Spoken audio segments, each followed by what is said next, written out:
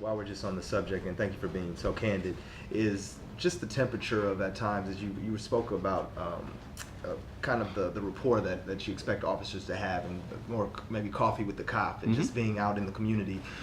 How do you expect or how do you see the relationship changing just as a community as a whole? Are officers, maybe is there going to be a foot beat, or is there like because a lot of times what I get from readers, and I'll be specific, I got an email last week as they said, where's the serving part, the protect and serve? Right. We want to feel that we're being served, not to be harassed. Sure.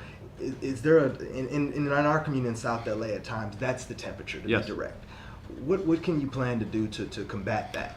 So we're presently, I've got two major initiatives to bolster staffing at the area level. What in reality is, officers too often today are going from radio call to radio call, from task to task, and their ability to have a casual conversation, a positive interaction with someone, is so many times dependent on whether or not there's how much work they have on their plate.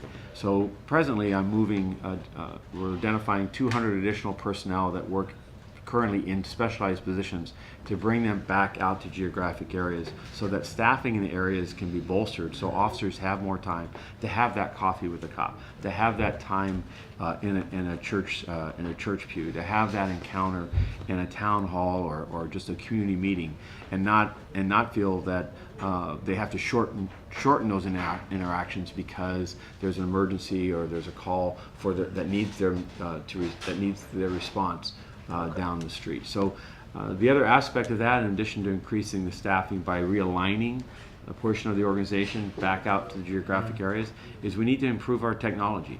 We have technology that's decades old, and it is impacting our officers' abilities to be efficient and work through taking reports and completing the paperwork required.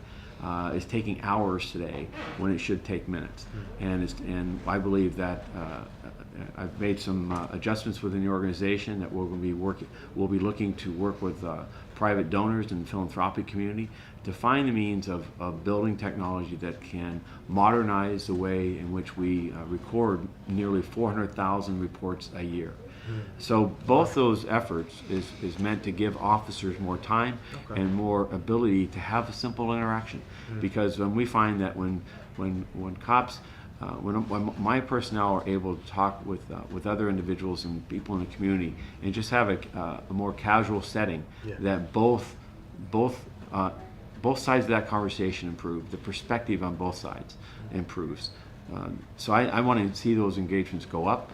I want to see the foot beats and the deployments where people have the ability to interact with people on a more positive basis increase. And I think when that happens, people find, our communities find what I know and what you know, and that is our men and women are from the very communities in which we serve, and they have hearts, they have desires, they have ambitions like all of us, and they're good people. Any person being let out of jail now due to the sentencing kind of people being let out. Excuse me, that's not the proper way to say it. But being more specific is policing of marijuana. What are some of how do you all plan to handle that? So cannabis, it's the proper term. Proper term now, but it is a lawful substance. It's much like alcohol is, and that's how we're looking at it, and meaning that.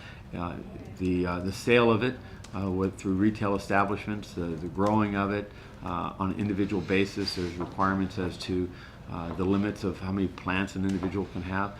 But we're looking at that as and we're hopeful that the adult consumption of it will be done in a responsible way, just as the same with alcohol or any other drug.